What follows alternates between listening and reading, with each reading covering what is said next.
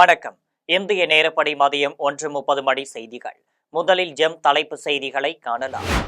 NDA நாடாளுமன்ற கட்சி கூட்டத்தில் பிரதமர் நரேந்திர மோடி சிறப்புரை.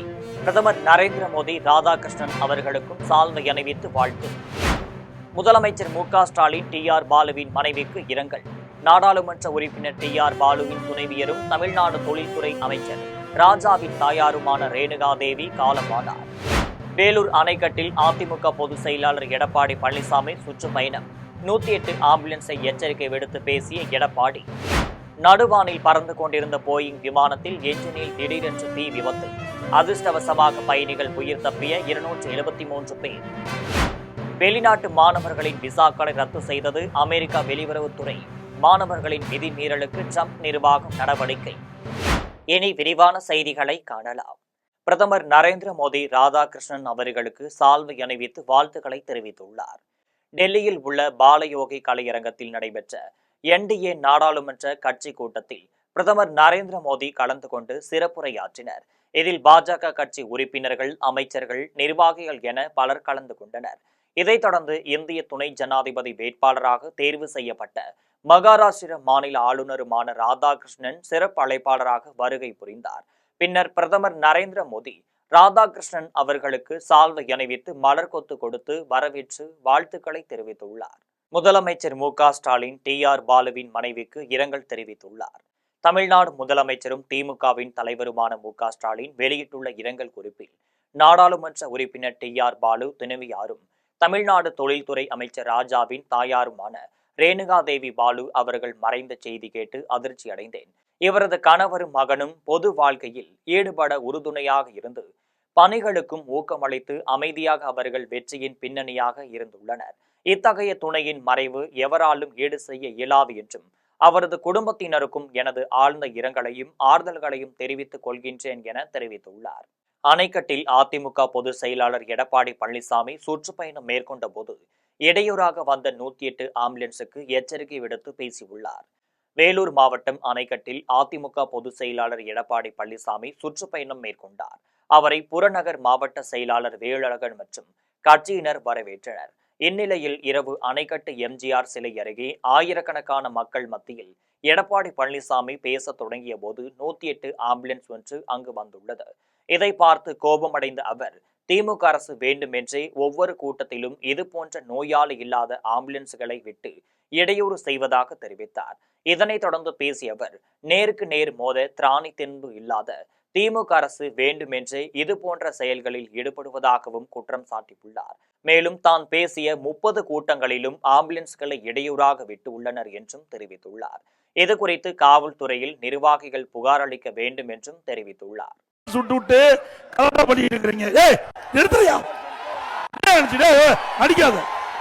ஒவ்வொரு முறையும் ஆளாத ஆம்புலன்ஸ் ஈக்கிட்டு தப்பி கம்முன்று போங்க. நம்பரை குறிச்சு வச்சுங்க, நம்பர் குறிச்சுக்கீங்க, நம்பரை குறிச்சு போலீஸ் ஸ்டேஷன் கம்ப்ளைண்ட் கொடுங்க. தம்பி எதுவும் பண்ணாதீங்க, வேணும்னு கூட்டத்துக்குள்ள கலாட்டா பண்ணிட்டு இருக்கிறீங்க. நடுவானில் பறந்து கொண்டிருந்த போயிங் விமானத்தின் என்ஜினில் திடீரென தீப்பிடித்ததால் இதில் அதிர்ஷ்டவசமாக பயணிகள் உயிர் தப்பினர்.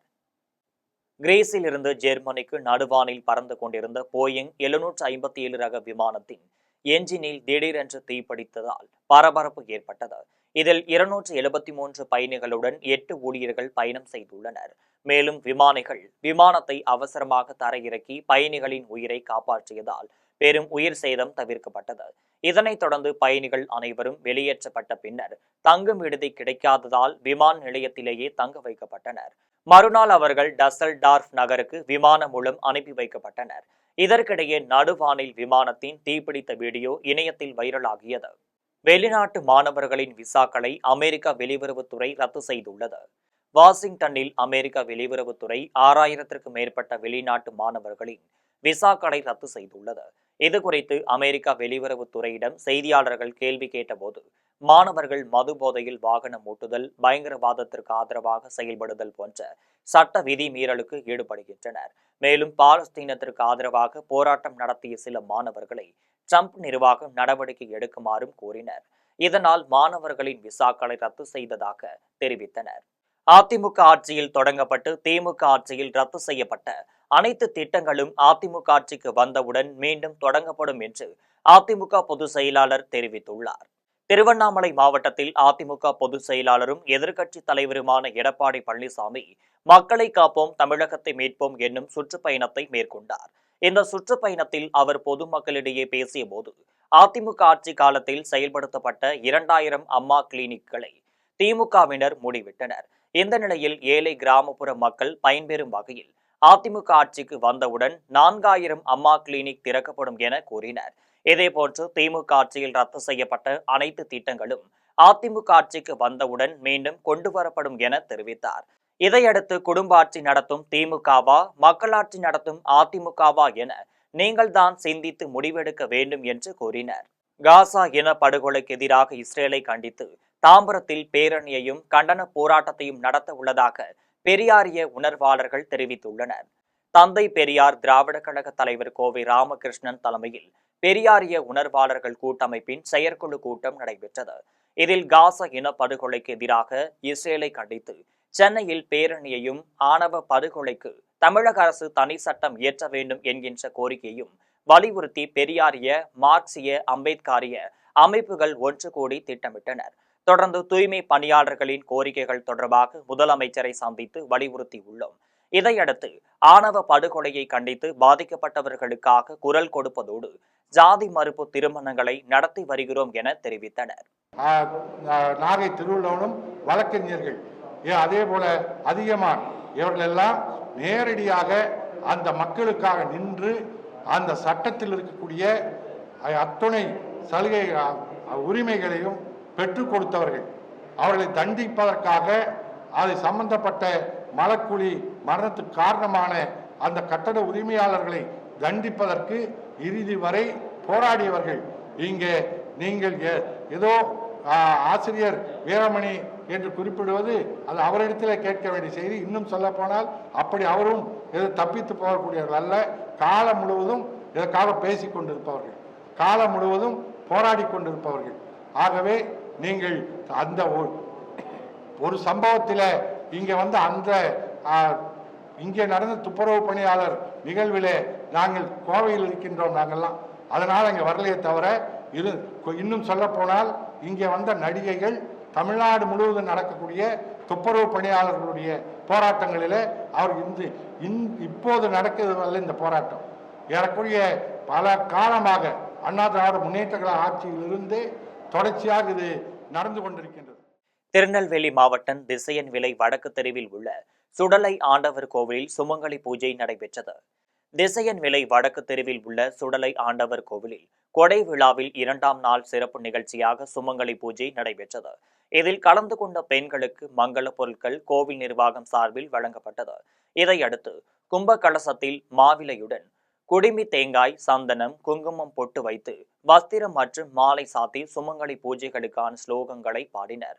தொடர்ந்து கலச பூஜை, குங்கும அர்ச்சனை, புஷ்பங்களால் அர்ச்சனை செய்து தங்கள் கணவரின் ஆயுள் ஆரோக்கியம் வேண்டி வழிபட்டனர். பின்னர் சுவாமிக்கு ஊதுபத்தியும் கற்பூரம் ஏற்றி நெய்வேத்தியம் செய்து மங்களம் பாடி சுமங்கலி பூஜையை நிறைவு செய்தனர். சென்னை ஆலந்தூரைச் சேர்ந்த கோடீஸ்வரிக்கும் 2 வருடமாக குழந்தை இல்லாததால் தான் உயிரை தானே மாய்த்து கொண்டுள்ளார். ஆலந்தூரைச் சேர்ந்த கோடீஸ்வரிக்கும் திருச்சி மாவட்டம் கோவிலூரைச் சேர்ந்த வினோத்திற்கும் 2023ஆம் ஆண்டு இரு வீட்டார் சம்மதத்துடன் திருமணம் நடந்துள்ளது. இந்த நிலையில் 2 ஆண்டுகளாக குழந்தை இல்லாததால் கோடீஸ்வரி மருத்துவரை சந்தித்து சிகிச்சை பெற்றதில் எந்தவித குறைபாடும் இல்லை என தெரிய வந்தது. இதையடுத்து கோடீஸ்வரி தனது கணவரை மருத்துவ சிகிச்சைக்கு அழைத்த போது வர மறுத்ததால் இருவருக்கும் கருத்து வேறுபாடு ஏற்பட்டு கோடீஸ்வரியிடம் பேசாமல் இருந்துள்ளார். இதனால் மன உளைச்சலில் இருந்த கோடீஸ்வரி வீட்டில் உள்ள கழிவறையில் உயிர் மாய்த்து கொண்டுள்ளார். இதையடுத்து அவர் அம்மா கழிவறையை சென்றபோது மகள் நீண்ட நேரமாக திரும்பி வராத நிலையில் அக்கம்பக்கத்தினர் உதவியுடன் கதவை உடைத்து பார்த்தபோது கோடீஸ்வரி தான் உயிரை தானே மாய்த்தது தெரிய வந்தது. பின்னர் தாம்பரம் அரசு மருத்துவமனைக்கு கொண்டு சென்று மருத்துவ பரிசோதனை செய்ததில் வரும் வழியிலேயே இறந்துவிட்டதாக தெரிவித்தனர். இதுகுறித்து காவல்துறையினர் வழக்கு பதிவு செய்து விசாரணை மேற்கொண்டு வருகின்றனர். கோவை மாவட்டத்தில் உள்ள தனியார் மழலை பள்ளி மாணவர்கள் 10க்கும் மேற்பட்ட சாதனைகளை ஒரே நாளில் செய்துள்ளனர். சரவணம்பட்டியில் உள்ள தனியார் மழலை பள்ளி மாணவர்கள் தனியாகவும் குழுவாகவும் பல்வேறு பிரிவுகளில் சாதனைகள் செய்துள்ளனர். இதில் நீண்ட தூரம் சைக்கிள் ஓட்டுவது, தொடர்ந்து டைப்பிங்கில் முன்னாள் ஜனாதிபதி மறைந்த அப்துல் கலாமின் வரலாற்றையும் பொன்மொழிகளையும் டைப்பிங் செய்வது போன்ற 10 உலக சாதனைகளை ஒரே நாளில் செய்துள்ளனர்.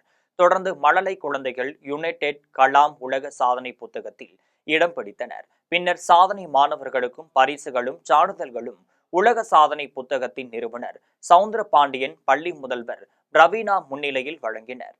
Kalam book of world record அங்கீகரிச்சு ஒரு குழந்தைங்களுக்கும் அவங்களோட வேர்ல்ட் ரெக்கார்ட் அச்சீவ்மெண்ட் அவார்டு இன்னைக்கு கொடுத்துருக்காங்க. இது நான் ரொம்ப பெருமையா சொல்லுவேன். 10 குழந்தைங்க தனித்துவமா அவங்க சாதனை காட்டினாங்க. முதல் குழந்தை பாத்தீங்கன்னா ஹவிஷ் 79 கிலோமீட்டர் சைக்கிளை நிறுத்தாம விடியகாத்தால ஸ்டார்ட் பண்ணி 10 மணிக்கு அவங்களோட சைக்கிள் ரைட் முடிச்சாங்க. அது இந்தியாக்காக அவங்க பெடல் பண்ணாங்க. அடுத்த குழந்தை அத்விக், அவங்க பாத்தீங்கன்னா 5 வயசு தான் ஆகுது. அவங்க 79 நிமிஷம் நிறுத்தாம சைக்கிள் ஓட்டினாங்க. அவங்க வயசுக்கு அது ரொம்ப பெரிய சாதனையா இருந்தது. கடலூர் மாவட்டத்தில் உள்ள கலைமகள் மெட்ரிக் மேல்நிலை பள்ளியில் பொது மருத்துவ முகாம் நடைபெற்றது. காட்டுமன்னார் கோவில் அருகே கலைமகள் மெட்ரிக் மேல்நிலை பள்ளியில் காஸ்மோபாலிட்டன் அரிமா சங்கம் சார்பில் பொது மருத்துவ முகாம் நடைபெற்றது. இம்முகாமினை பள்ளியின் நிறுவனர் முத்துக்குமரன் தொடங்கி வைத்தார். இந்த முகாமிற்கு காஸ்மோபாலிட்டன் அரிமா சங்க தலைவர் ஸ்ரீராம் தலைமையில் செயலாளர் ராகுல், பொருளாளர் அபிஷேக் ஜெயின் ஆகியோர் முன்னிலை வகித்தனர். பின்னர் முகாமிற்கு சேலம் அதிநவீன குடல் மருத்துவமனை மருத்துவர் சிவசங்கர் தலைமையிலான மருத்துவ குழுவினர் சிகிச்சை அளித்தனர்.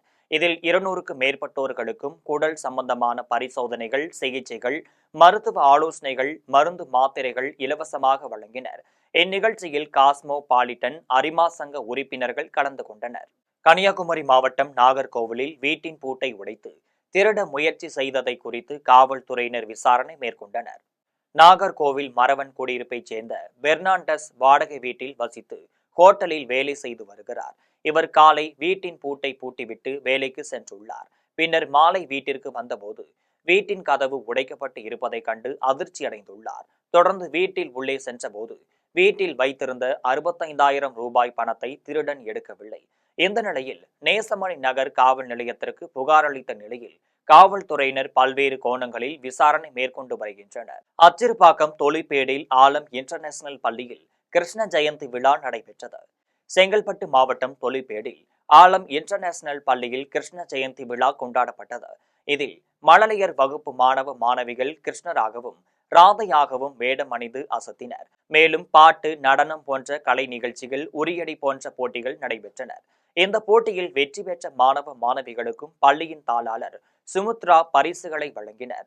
இந்நிகழ்ச்சியில் பெற்றோர்கள் மற்றும் ஊர் பொதுமக்கள் மழலையர்கள் நடனம் ஆடியதை கண்டு ரசித்தனர். காட்டு தேவாத்தூர் திமுக ஊராட்சி மன்ற தலைவர் கனிம வள நிதியிலிருந்து தவறுதலாக பாலம் அமைத்துள்ளதாக கூறி பொதுமக்கள் குற்றம் சாட்டியுள்ளனர். செங்கல்பட்டு மாவட்டம் மதுராந்தகத்தில் காட்டு வேதத்தூர் திமுக ஊராட்சி மன்ற தலைவர் சக்திவேல் புதிதாக வீடு கட்டி வருகிறார். அவர் வீட்டிற்கு செல்வதற்காக வழி இல்லாததால் மாநில நெடுஞ்சாலை ஓரம் கனிமவள நிதியிலிருந்து தவறுதலாக 6 லட்சம் ரூபாய் மதிப்பீட்டில் பாலம் கட்டி முடிக்கப்பட்டுள்ளது. மேலும் அரசு அதிகாரிகளின் அலட்சியத்தால் ஊராட்சி மன்ற தலைவர் வீட்டுக்காக பாலம் கட்டியிருப்பது மக்களுடைய வரி பணம் என்று பொதுமக்கள் குற்றம் சாட்டுகின்றனர். இதனைத் தொடர்ந்து சம்பந்தப்பட்ட அதிகாரிகள் மற்றும் ஊராட்சி மன்ற தலைவர்கள் மீது மாவட்ட நிர்வாகம் உடனடியாக நடவடிக்கை எடுக்க வேண்டும் என கோரிக்கை விடுத்துள்ளனர்.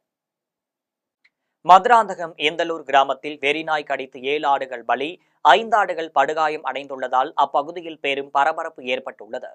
செங்கல்பட்டு மாவட்டம் சித்தாமூரில் இந்தலூர் கிராமத்தைச் சேர்ந்தவர் தேன்மொழி 5 ஆண்டுகளாக செம்மறியாடு வளர்ப்பில் ஈடுபட்டு வந்துள்ளார்.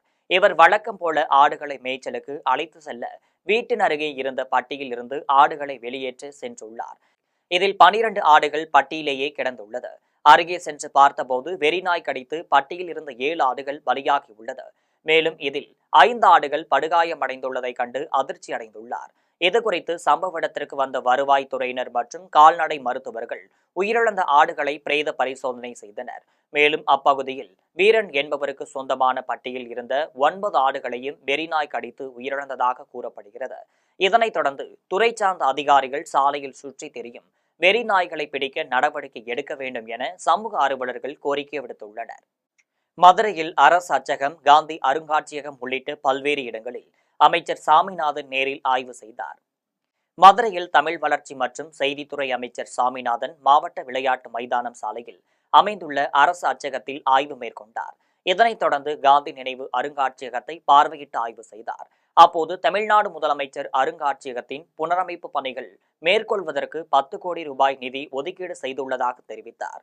மேலும் அக்டோபர் மாதத்திற்குள் பணிகள் நிறைவு செய்யப்பட்டு பொதுமக்கள் பார்வையிட அனுமதிக்கப்படுவார்கள் என்றும் அமைச்சர் சாமிநாதன் தெரிவித்தார்.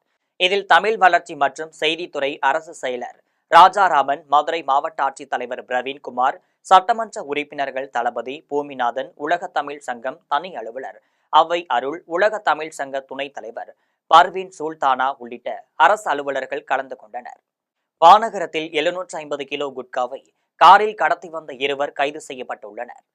சென்னை வானகரத்தில் சந்தேகத்திற்கு இடமாக சுற்றித் திரிந்த கார் ஒன்றை மடக்கி பிடித்து காவல்துறையினர் சோதனை செய்தனர். அப்போது அதில் தமிழக அரசால் தடை செய்யப்பட்ட குட்கா போதைப் பொருள் இருப்பது தெரியவந்தது.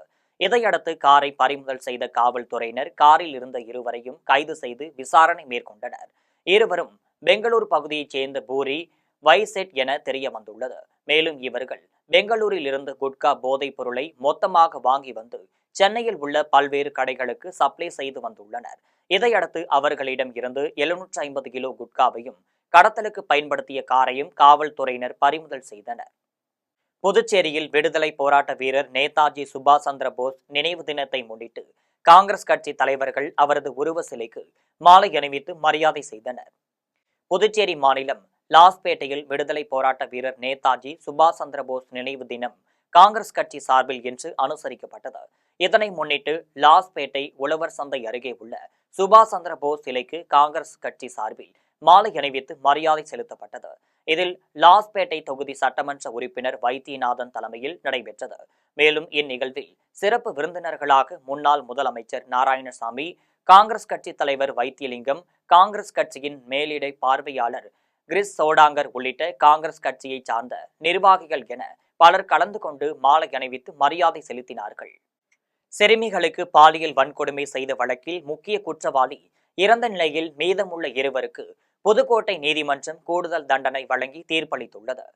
புதுக்கோட்டை மாவட்டம் முத்துப்பட்டியில் உள்ள பால்வாடியில் பணியாற்றிய அன்னக்கொடியின் கணவர் காசி, பால்வாடி ஆசிரியர் வைரம் ஆகிய மூவரும் 4 சிறுமிகளுக்கு பாலியல் வன்கொடுமை செய்தனர். எனவே மூவரும் கடந்த 2022ஆம் ஆண்டு போஸ்கோ சட்டத்தின் கீழ் கைது செய்யப்பட்டுள்ளனர். இதற்கிடையே இந்த வழக்கில் முதல் குற்றவாளி காசி கடந்த சில மாதங்களுக்கு முன்பாக இறந்துவிட்டார். இதனால் மீதமுள்ள 2 பேரையும் குற்றவாளி என்று அறிவித்து 2 பேருக்கும் தலா 4 ஆண்டு சிறை தண்டனையும் தலா 25,000 ரூபாய் அபராதம் கட்ட தவறினால் மேலும் 4 மாதம் சிறை தண்டனையை புதுக்கோட்டை மாவட்ட கூடுதல் மகிழா நீதிமன்ற நீதிபதி கனகராஜ் வழங்கினர். மேலும் பாதிக்கப்பட்ட 4 சிறுமிகளுக்கும் தலா 2 லட்சம் ரூபாய் இழப்பீடு வழங்க அரசிற்கு நீதிமன்றம் உத்தரவிட்டுள்ளது. மதுரை விளாச்சேரியில் சசிகலாவின் பிறந்தநாள் விழா நடைபெற்றது. மதுரை விளாச்சேரியில் சசிகலாவின் பிறந்தநாளை முன்னிட்டு பிறந்தநாள் விழா, நலத்திட்ட உதவிகள் மற்றும் விருது வழங்கும் விழா ஆகிய முப்பெரும் விழா நடைபெற்றது. இதனை அகில இந்திய மருது பாண்டியர் பேரவை சார்பாக நடத்தினர். இதனைத் தொடர்ந்து விளச்சேரி பகுதியைச் சேர்ந்த பல்வேறு துறையில் சிறப்பான பணியாற்றிய 7 நபர்களுக்கு புரட்சி தாய் சின்னம்மா விருது வழங்கப்பட்டது. மேலும் 250 பொதுமக்கள் நலத்திட்ட உதவியாக போர்வை வழங்கப்பட்டது. இவ்விழாவில் நலத்திட்ட உதவிகள் வழங்கிட உசிலம்பட்டி சட்டமன்ற உறுப்பினர் ஐயப்பன் கலந்து கொண்டார். பின்னர் பேசிய அவர், அதிமுகவிற்கு மீண்டும் சசிகலா அவர்கள் வர வேண்டும், கட்சிக்கு தலைமையேற்று நடத்த வேண்டும் என்றும் கூறினார். மேலும் அதிமுகவை 4 தருதலைகள் நாசமாக்கி உள்ளனர், அவர்களிடமிருந்து கட்சியை காப்பாற்ற சின்னம்மா முன்வர வேண்டும் என்றும் தெரிவித்தார். திருப்பூர் மாநகராட்சியில் குப்பைகளை பாறைக்குழியில் கொட்டுவதற்கு எதிர்ப்பு தெரிவித்து சாலை மறியலில் ஈடுபட்டவர்களை குண்டுக்கட்டாக காவல்துறையினர் கைது செய்தனர். திருப்பூர் மாநகராட்சி வெள்ளியம்பாளையத்தில் குப்பை கொட்டுவதற்கு பல்வேறு பகுதிகளில் பயன்பாடற்ற பாறைக்குழிகளை தேர்வு செய்து குப்பை கொட்டி வருகின்றார்கள். அதற்கு பொதுமக்கள் தரப்பில் எதிர்ப்பு தெரிவித்து வருகின்றார்கள். இதனால் 15 நாட்களுக்கு மேலாக குப்பை எடுக்காமல் அனைத்து பகுதிகளுமே குப்பைகள் மலை போல் தேங்கியுள்ளது. இதனைத் தொடர்ந்து காலை 10க்கும் மேற்பட்ட குப்பை லாரிகள் குப்பை கொட்டுவதற்கு வருகை புரிந்த பொழுது அப்பகுதியைச் சேர்ந்த பொதுமக்கள் 100க்கும் மேற்பட்டோர் லாரிகளை சிறைப்பிடித்து சாலை மறியல் போராட்டத்தில் ஈடுபட்டனர். இதனையடுத்து சம்பவ இடத்திற்கு வந்த காவல்துறையினர் மற்றும் அதிகாரிகள் பொதுமக்களுடன் பேச்சுவார்த்தை நடத்தினர். மேலும் பேச்சுவார்த்தையில் உடன்பாடு எட்டப்படாததால் சாலை மறியலில் ஈடுபட்டவர்களை குண்டுக்கட்டாக வாகனத்தில் ஏற்றி கைது செய்து தனியார் மண்டபத்தில் அடைத்தனர். இதனால் அப்பகுதியில் பெரும் பரபரப்பு நிலவியது. கோவையில் பசி பிணியை தீர்க்க நிதி திரட்டும் ஜெனித் பிரீமியர் லீக் கிரிக்கெட் போட்டி நடைபெற்றது. கோவை மாவட்டம் சரவணப்பட்டியில் ஜேசிஐ ஜெனித் சார்பாக ஜெனித் பிரீமியர் லீக் கிரிக்கெட் போட்டி டென் ஸ்போர்ட்ஸ் மைதானத்தில் நடைபெற்றது. ஜீரோ ஹங்கர் என்னும் பசிப்பிணி போக்கும் திட்டத்தில் நிதி திரட்டும் வகையில் இந்த போட்டிகள் நடைபெற்றன. ஜேசிஐ இந்திய முன்னாள் தேசிய தலைவர் பால வேலாயுதம் முதன்மை விருந்தினராக கலந்து கொண்டு போட்டிகளை தொடங்கி வைத்தார். இதில் கௌரவ அழைப்பாளராக ஜேசிஐ மண்டல தலைவர் கௌசிக் கலந்து கொண்டார். இதனையடுத்து 3 நாட்கள் நடைபெற்ற போட்டிகளில் 24 அணிகள் கலந்து கொண்டு விளையாடினர். இதில் எக்லிபிஸ் அணி வெற்றி பெற்று கோப்பையை கைப்பற்றியது. இதனைத் தொடர்ந்து தொடரின் வெற்றி பெற்ற அணிகளுக்கும் பரிசுகள் வழங்கும் விழா ஜேசிஐ ஜெனிட் சாப்டர் தலைவர் முரளிதரன் தலைமையில் நடைபெற்றது. இதில் சிறப்பு விருந்தினர்களாக பாடல் கலைஞர் ஆனந்த் வைத்தியநாதன் கலந்து கொண்டு வெற்றி கோப்பைகள் மற்றும் பரிசுகள் வழங்கினர். இதில் கௌரவ விருந்தினர்களாக க்ளோ சிப்பிங் ராஜேஷ், டிஎன்பிஎல் சுஜித் சிவசங்கரன் ஆகியோர் கலந்து கொண்டனர். இந்நிகழ்ச்சியில் ஜேசிஐ ஜெனிட் சாப்டர் நிர்வாகிகள் சிந்து, மணிகண்டன், ராகுல் உட்பட உறுப்பினர்கள் என பலர் கலந்து கொண்டனர். Good morning. என்னோட பேர் முரளிதரன். நாங்கள் ஜேசிஐ கோயம்புத்தூர் ஜெனித்தோட பிரசிடென்ட். நான் இந்த ஈவெண்ட் வந்து ஜெனித் பிரீமியர் லீக்னு ஒரு கிரிக்கெட் மேட்ச் நடத்துகிறோம். இது வந்து பேட் ஃபார் ஹங்கர் அப்படின்ற தீமில் நடத்துகிறோம்.